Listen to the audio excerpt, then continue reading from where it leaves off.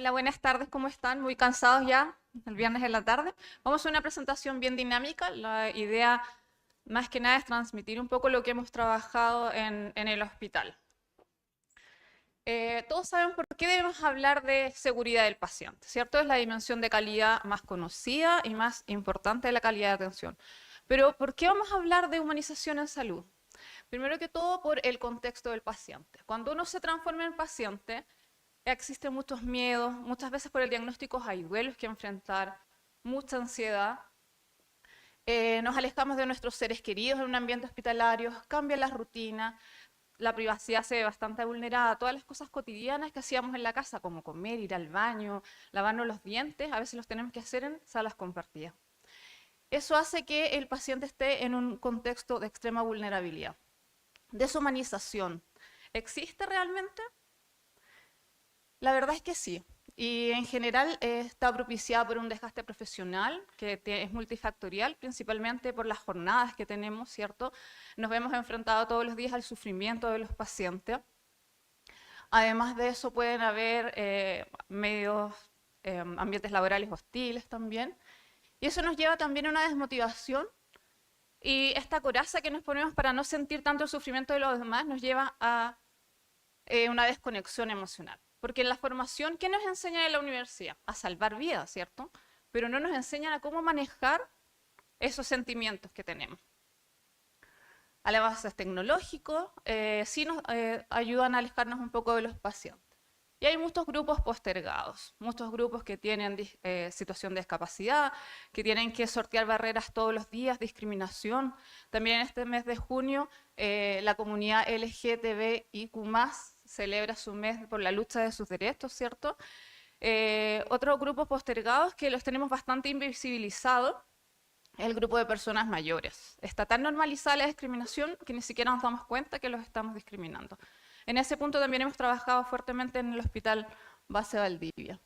Y personas del espectro autista igual tienen necesidades diferentes que no las estamos cubriendo como corresponde. Además debemos hablar de humanización por los principios bioéticos. La autonomía es una cosa fundamental, el respeto a que el paciente tome las decisiones. Voluntades anticipadas, por ejemplo. Es súper importante eso. La beneficencia está muy ligada a lo que es humanización. La justicia, por supuesto, siempre, y la no maleficencia, que está ligada no solo a la humanización, sino también a la seguridad del paciente. Las leyes, hay muchas leyes que nos apoyan a trabajar en humanización, la ley Mila, la ley Dominga, pero ¿por qué sacar leyes para humanizar? Pero nuestra ley clave, la 20.584, nos apoya en todo. Habla de dignidad del paciente, de acompañamiento espiritual y religioso, del respeto a las personas, del acompañamiento en cuidados de fin de vida. Y por último, porque estamos convencidos y sabemos que no va a haber una real calidad de atención si es que no tenemos nuestros procesos humanizados. ¿Me veo yo? ¿Ahí llegó? ¿Qué es la humanización en salud? En el contexto sanitario, este concepto hace referencia al abordaje integral de la persona. En una extensión holística donde interactúan distintas dimensiones como la biológica, psicológica, social y conductual, somos seres pluridimensionales. Consiste en llenarla de valores propiamente humanos, yendo más allá de uso exclusivo de la ciencia, de la tecnología, de los procedimientos, ¿cierto? Para eso sí, tenemos que incrementar nuestra sensibilidad como profesionales hacia lo que realmente necesitan los pacientes y sus familias. El verdadero sentido de la humanización es centrar el valor en la dignidad de la persona, en sus necesidades, sus derechos, considerando la integralidad de todos los factores que interactúan en la recuperación del paciente. Hay varios atributos de la atención humanizada, principalmente partamos con dignidad, se traduce en valioso, que es súper interesante, porque este concepto se basa en el reconocimiento de la persona como valiosa en sí misma por el mero hecho de su condición humana. Está bastante descrito en la ley 20.584. ¿Cómo yo respeto la dignidad de las personas?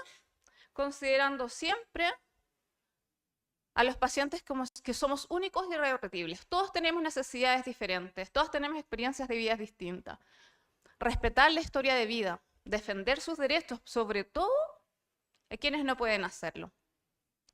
Atender sin prejuicios ni discriminación, respetar las creencias, respetar los valores de cada paciente, aunque sean distintos a los nuestros. Y, por supuesto, el respeto a la autonomía, como decíamos, voluntad anticipada, por supuesto, súper importante lo del consentimiento informado. En resumen, toda persona, independiente de sus características individuales, es merecedora de respeto. Hemos hablado en todo este tiempo de empatía.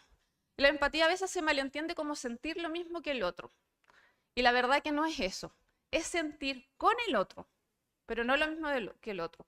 Porque yo tengo una historia de vida distinta, no voy a sentir lo mismo, no va a significar lo mismo para mí un diagnóstico que para otra persona. En el fondo es capaz de adoptar el punto de vista del paciente y su marco de referencia, para esto tengo que conocerlo bien, captar el impacto que tiene esta situación sobre él, es comprenderlo y es conectar genuinamente con él. Pero vamos un poco más allá, empecemos a ser compasivos. La compasión se refiere a un estado afectivo que surge ante la percepción del sufrimiento mío, autocompasión, o del otro, pero además de solo percibir este sufrimiento, motiva el deseo de actuar para aliviarlo. O sea, yo no solamente lo percibo como la empatía, me doy cuenta que le afecta, también trato de aliviar este sufrimiento. Un atributo importante igual de la comunicación es la comunicación, pero no solo tiene que ser efectiva, sino que también tiene que ser afectiva. Sabemos que la comunicación afectiva es transmitir el mensaje, pero es importante también que la otra persona entienda el mensaje que yo quiero dar. Esto pasa mucho en salud porque yo entregué la información, los riesgos de la cirugía, firmaron mi consentimiento informado, pero ¿qué entendió realmente el paciente? ¿De verdad se quería someter a esos riesgos? Y afectiva, obviamente se trata de la capacidad de expresar y comprender las emociones de forma clara y auténtica, estableciendo una conexión emocional con los demás. Implica la expresión del sentimiento y responder también a la emoción de las otras personas, pero con respeto y con comprensión. Existen unos estudios que hablan de la percepción de los pacientes en cómo se entrega la información.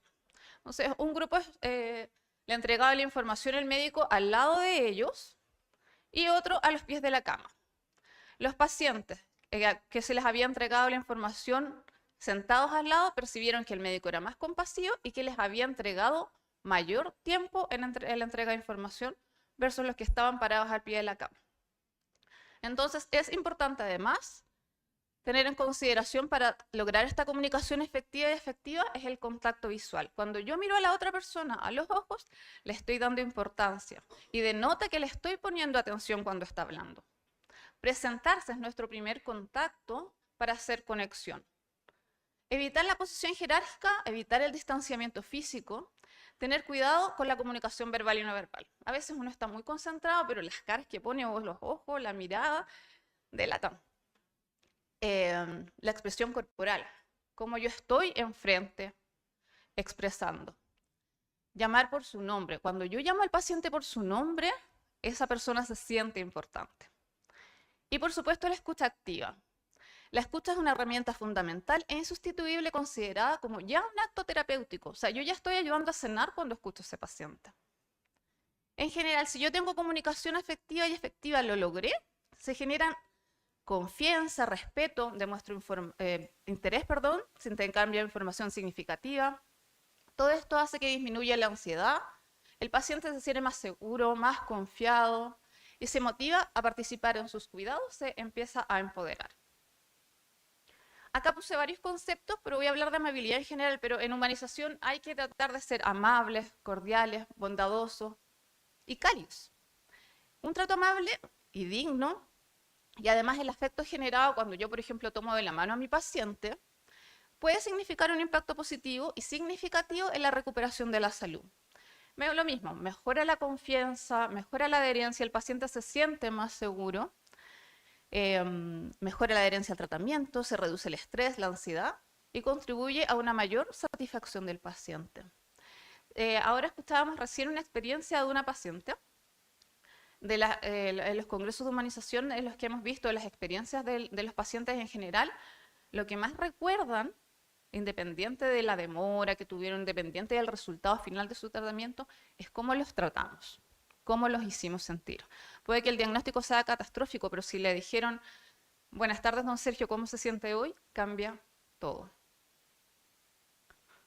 Hay una investigación en la que participó el Instituto for Healthcare Improvement que señala que las simples muestras de amabilidad pueden ayudar a disipar las emociones negativas asociadas con el diagnóstico y el tratamiento del cáncer, e incluso pueden ayudar a mejorar los resultados de los pacientes. La verdad que humanización y seguridad no está muy estudiado. Lo que sí está estudiado es humanización y centrado en la persona. Pero igual hay algunas cosas que podemos rescatar. En general, para tener una atención segura, como decía la expositora anterior, hay que escuchar la voz de los pacientes, hay que escuchar las experiencias de la familia. Solo así vamos a tener insumos reales para poder mejorar la calidad de atención y la seguridad. El Plan de Acción Mundial para la Seguridad del Paciente, el 2021 y 2030, considera ser partícipes a pacientes y familias y utilizar su experiencia del paciente para mejorar la seguridad. Aquí también quiero incluir el abrir las salas o abrir las visitas como el programa Hospital Amigo, abrir a las familias. Eso disminuye la soledad, disminuye la ansiedad, pero también tenemos otros ojos mirando, sobre todo en prevención de caídas u otra asistencia. Es súper fundamental. Además, podemos mencionar que existe una red que se llama Pacientes por la Seguridad del Paciente, donde estos pacientes y familias que han sufrido algún evento adverso evitable se unen para trabajar en la seguridad del paciente. Está comprobado que una participación más activa por parte del paciente en la interacción con los profesionales favorece la identificación de riesgos para la seguridad de esta. Los reportes de los pacientes son relativamente confiables, lo que sugiere que puedan ser una fuente útil para identificar patrones y tendencias de los eventos adversos. Puedo comentar que en el Hospital Base Valdivia creo que hemos avanzado mucho en la cultura de seguridad. Han aumentado mucho los reportes de eventos adversos, estamos teniendo mucho más insumos para mejorar, pero aún así nos hemos enterado de eventos adversos por las familias o por los pacientes, eventos que no han sido reportados. Entonces igual estamos teniendo información a través de ellos que nos permite mejorar. En el fondo los pacientes pueden actuar como segundo control para reducir eventos adversos. Y lo que nos une a la seguridad y a humanización es que errar es humano.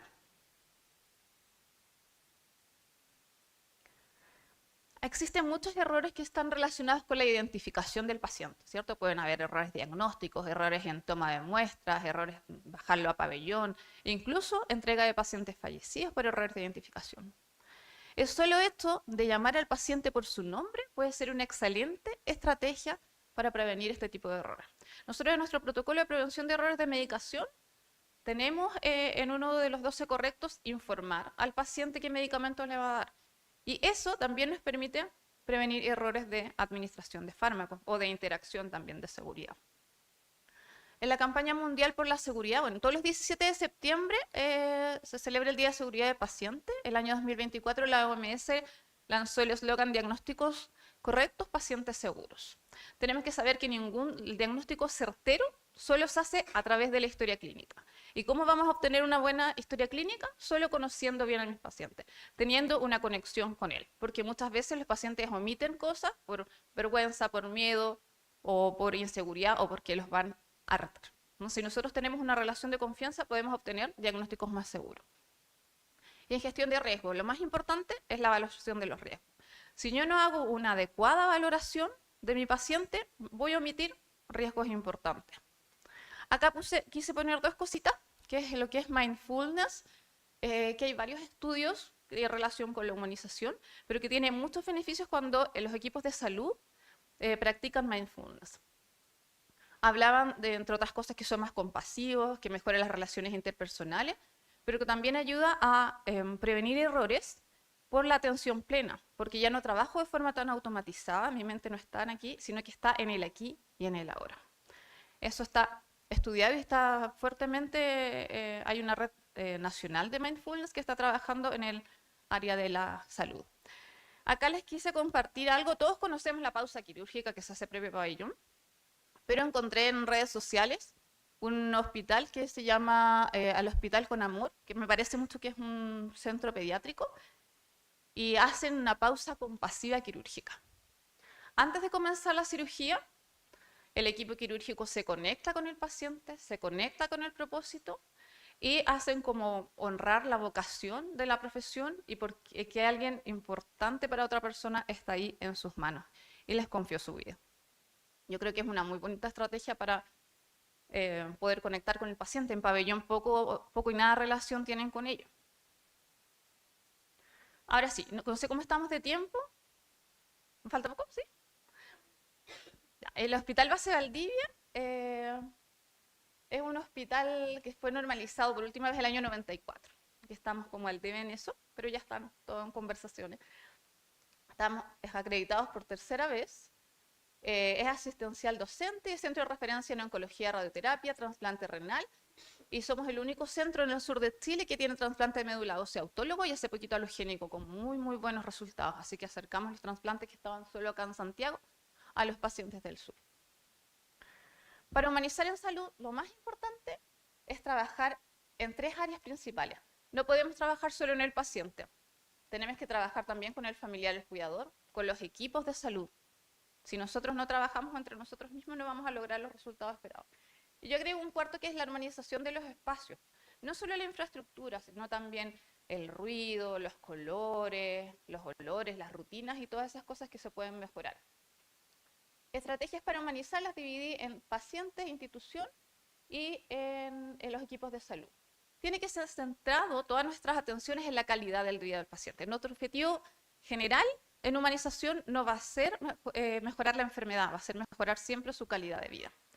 Y, por supuesto, considerando qué objetivos terapéuticos tiene el paciente y la familia. Conocer el viaje del paciente, que yo sepa por dónde pasó el paciente, cuánto tiempo espera, cuántos controles tuvo que ir, nos ayuda a ser más comprensivos y más compasivos y a entenderlo mejor. El primer contacto es fundamental en la experiencia del paciente, porque mientras mejor sea la experiencia, mejor va a ser la recuperación del paciente. El primer contacto hay que trabajar con ellos, que puede ser un guardia, puede ser la empresa de aseo. Si el primer contacto falla, de ahí es poco probable que la experiencia del paciente mejore. Considerar la experiencia del paciente, la coproducción de los cuidados, énfasis en los grupos que hemos tenido postergados mucho tiempo. Importante el apoyo institucional, la estandarización de procesos. Tenemos que tener un propósito y un plan de trabajo y unas políticas de humanización. Es importante innovar, exnovar y tomar las iniciativas. Debe ser participativo, debe haber difusión, motivación e interdisciplinariedad. Sensibilizar, capacitar y dar espacios para conectar. Conectar me refiero emocionalmente. Nuestro comité partió el año 2021 con respaldo institucional. Éramos 7 integrantes, pero en general éramos representantes de áreas como gestión del cuidado, hospital amigo, cuidados paliativos, comité de ética, geriatría. Y el año pasado nos propusimos reestructurarlo y ahora somos 62 integrantes. Son distintas áreas, pero además ellos funcionan con subcomité. Nosotros tenemos un comité grande de hospital, donde está el referente del área, más su subrogante, y está su subcomité. Además de eso, está incorporado en el programa anual de calidad, porque el comité nació de nuestra unidad, y tenemos un plan de trabajo 2024-2025, que es súper importante, que sea evaluable, tener metas alcanzables y objetivos claros, y también difundidos en la institución. Nuestro propósito del año 2021 al 2024 no cambió.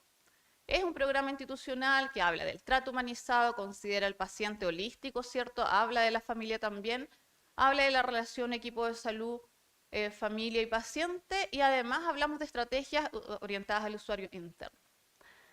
Hemos hecho capacitaciones del 2021 al 2024, que son capacitaciones y algunas son sensibilizaciones. Postulamos todos los años al programa anual de capacitaciones para obtener los recursos para poder hacer estas capacitaciones. Y lo último que vimos ahí fuimos a las jornadas de lanzamiento del comité de humanización, y ahí invitamos a Inca Tregua, que es un proyecto que tenemos. Ellas son una empresa que tienen perritos de terapia. Los más contentos fueron todos los que participamos del comité, fue una sorpresa. Las difusiones las hacemos a través de nuestra plataforma Core, que es una maravilla, correo institucional, redes sociales en general. Lo otro importante es estandarizar procesos. Por ejemplo, los cuidados de fin de vida es un proceso de una naturaleza muy humanizada, estandarizarlo y difundirlo. pero también humanizar nuestros procesos. ¿Qué quiero decir con esto? Por ejemplo, hay procesos que sí o sí tengo que tener para la acreditación. GCL 1.9, por ejemplo, prevención de errores asociados a contención física. Ahí no solo hablar de qué tengo que yo hacer para prevenir errores, sino hablar que vulnera la dignidad del paciente, qué es lo último que voy a utilizar en cuanto un paciente tenga agitación psicomotora, qué voy a hacer educación a la familia, qué voy a prevenir delirium, qué estrategias tengo, cómo le enseño a la familia a que el paciente prevenga delirium, cómo le enseño los cuidados a la familia, cómo le integro nuestros cuidados. O sea, no es solo estandarizar procesos de humanización, sino humanizar nuestros procesos que ya están estandarizados. Espacios para conectar. Esto, no sé si se alcanza a ver, pero esta foto donde hay 3 personas ahí, ¿eso se ve? Ese es un patio interior que tenemos, que es muy bonito, y esos muebles lo hicieron con pallets, esos 2 son funcionarios de diálisis. Ellos mismos lo hicieron para tener un espacio los funcionarios de ir a tomarse un café o disfrutar del patio interior. Lo que se ve atrás está ahí, es lo que después quedó así. Se hermoseó con un mural. En la primavera florecen y ahí tienen otros asientitos, llega la sombra.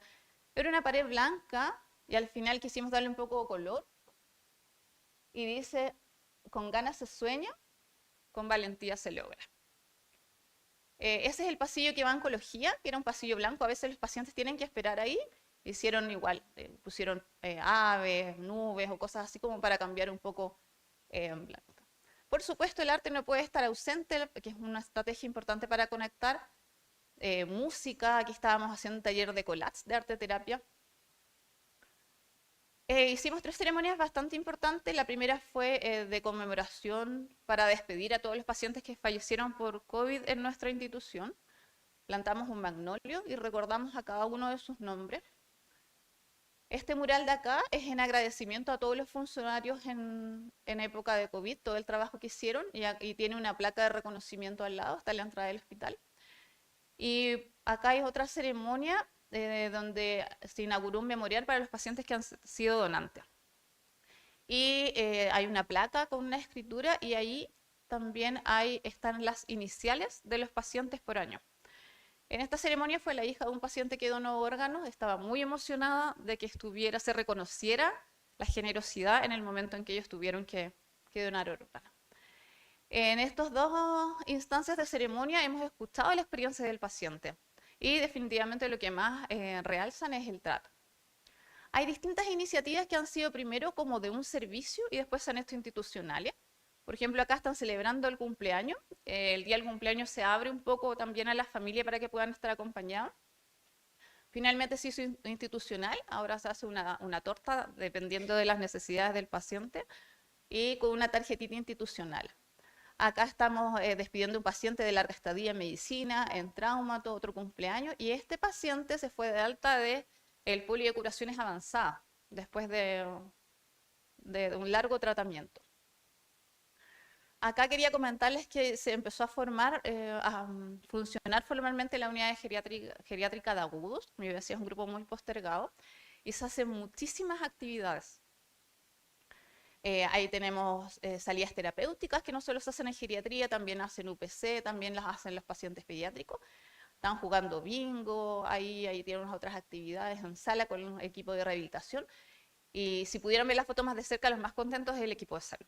Los que más disfrutan, gozan y salen de la rutina son los mismos equipos. Esto es para Navidad, hemos hecho celebraciones desde hace 3 años.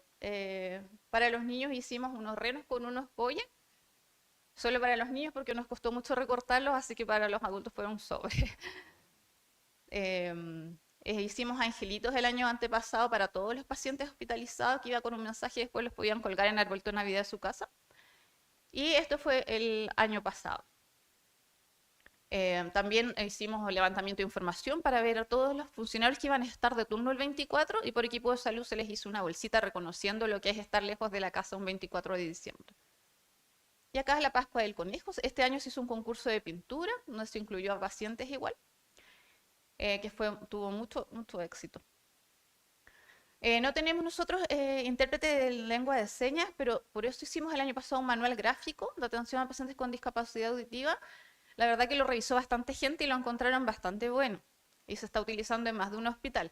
Tiene pictogramas para poder explicar bien al paciente si se queda hospitalizado, preguntarle bien dónde le duele, otras estrategias de comunicación con pacientes que tienen hipoacusia, por ejemplo, o tienen dificultades en la comunicación. Y hace poquito, una buena noticia, una joven madre fue el primer parto acompañado por intérprete de lengua de señas. Y eso fue un trabajo en red, fue de atención primaria, se coordinó para que tuviera acompañantes, acompañando con su intérprete. Llegó una intérprete intercultural y también este año se hizo un taller de gestante en el marco del parto respetado. Acá, cirugía en pabellón, los mismos funcionarios también pintaron el pabellón para que sea un poco menos traumático, y es un proyecto que igual nació de pabellón que se llama Héroes Bajitos, en que los niños llegan en auto y además le ponen su capita de superhéroe. Y ahí trabaja lavandería. Lavandería les hizo las capitas. Entonces estamos trabajando con todos, varios equipos. Hay otras iniciativas, eso fue farmacia ambulatoria, hay servicios que no trabajan directamente con pacientes que igual se han vinculado, se han motivado. Sensibilización sobre autismo, el Día de la Madre en Recuperación. Estamos de a poco trabajando con la comunidad para poder visibilizar y trabajar con ellos. Acá otra cosa importante que nos llenó de alegría, porque en la urgencia estaban bien reticentes, pero ellos mismos abrieron las visitas a los familiares, hicieron credenciales instructivos. Para Halloween, alguien se consiguió un mimo que fue a ver a los pacientes, y esto fue de verdad que el hospital, yo encuentro que se pasó, los niños estuvieron demasiado felices, fue una puesta de escena de Coco, pero no se imaginan de qué servicio fue. Fue de laboratorio. A las 7 de la tarde hicieron esta puesta de escena en el pasillo que da su sector, y los niños estaban demasiado felices. De verdad que los destaco mucho porque se pusieron las pilas en la indumentaria, en la decoración, en los ensayos. Fue realmente muy bonito. Y como les digo, al final, los que más contentos son los mismos funcionarios. Esta es una colega de médico quirúrgico diferenciado que está haciendo varias actividades para promocionar el autocuidado y dar momentos para las funcionarias de ese servicio. Acá en la UPC adulto hizo un rinconcito para que los familiares pudieran tomar una agüita caliente, un cafecito, un tecito, que son cosas bastante básicas, pero cuando no están, se sientan. E incluso tenían un baño como bodega, ¿no? Ahora hay un baño para los familiares. Esto es donde se entregan los pacientes fallecidos. Ya la idea es tratar de dejar de hablar de cadáveres, porque cuando uno dice ya le voy a entregar a su cadáver es muy complejo. Y tuvimos que trabajar, esta fue una intervención bastante bonita, pues se trabajó en conjunto con psicóloga, que el ambiente laboral, todo, porque también las personas que entregan pacientes fallecidos reciben a personas con una carga emocional importante. Muchas veces están con mucha ira en su duelo, entonces igual a veces recibían los tratos que no corresponden. Así que se hermoseó esta área, no tengo la foto de antes, pero se cambiaron las sillas y se pusieron una plaquita que honra al paciente, y acá que se pide respeto, y además tenemos una tarjeta de condolencias institucional. Eso es en cuanto a nuestra institución. Hay cosas importantes como cuando uno tiene un acto de bondad, está comprobado, o de amabilidad, que se activa un área del cerebro que nos genera bienestar. No sé si han escuchado de la euforia del ayudante. Está la satisfacción que crea, que a veces uno crea euforia solamente por el hecho de ser bondadoso. Y esto crea un impacto además en que todos los otros quieren imitar. Eso nos pasó en el chat del comité: hoy tengo esta iniciativa, y los otros, yo también, y así fue creciendo como una bola de nieve. Iniciativas a nivel nacional, nosotros somos parte de una red de humanización en salud. Esta red nacional se partió hace como 2 años con hospitales públicos del sur de Chile, pero fue creciendo, creciendo, creciendo. Ahora hay centros formadores, hay centros privados, hay centros públicos, hay sociedades. Está la SOCHIS, que creo que estaba patrocinando este congreso también. Y ha sido una experiencia súper bonita porque vemos muchas buenas prácticas que no hay para qué inventar la rueda, cosas que ya están y que son factibles de ver. Esa es la red, si quieren seguirla, hay mucha información. Los dejo invitados al congreso, que es el 21 y 22 de agosto en Copiapó. Tuvimos un primer congreso en Temuco, el año pasado unas jornadas en Concepción, y este año vamos a hacer nuestro congreso en Copiapó. Los congresos de humanización igual incluyen clown, pausas activas después del almuerzo, son bastante entretenidas, tiene una dinámica un poco distinta, igual experiencia pacientes y todo. Y a nivel nacional está armándose el equipo de humanización del MinSal y prontamente a trabajar el plan nacional de humanización en salud. De hecho, tenemos una representante de la red trabajando en este plan. Con esto ya estoy terminando, lo voy a leer más de cerca porque no... Aquí quise dejar una reflexión. Seamos esperanza entre tanta incertidumbre y miedo. Transmitamos calma y paz con nuestra mirada. Seamos amables y bondadosos con aquel que necesita de nuestra ayuda. Toquemos el corazón del otro, con ternura y compasión, recordándole que no está solo. Seamos alivio en un momento de dolor. Sonriamos sin motivo, solo para entregar un momento de alegría. Sintamos sin miedo la mano del otro, entregando seguridad y contención. Recordemos siempre a quien tenemos al frente es el amor de alguien y que lo esperan con ilusión. Agradezcamos que somos quienes podemos ayudar y no quien necesita ayuda. Que el amor por uno y el amor por los otros sea lo que nos mueva día a día y nos motive a seguir, a ser mejores. No nos alejemos de alguien sin haberle sonreído. No nos alejemos de alguien sin haberlo hecho un poco más feliz. Volvamos a conectar y permitámonos sentir. Muchísimas gracias por su tiempo, por su atención, en nombre de todo el Comité de Humanización del Hospital Base Valdivia.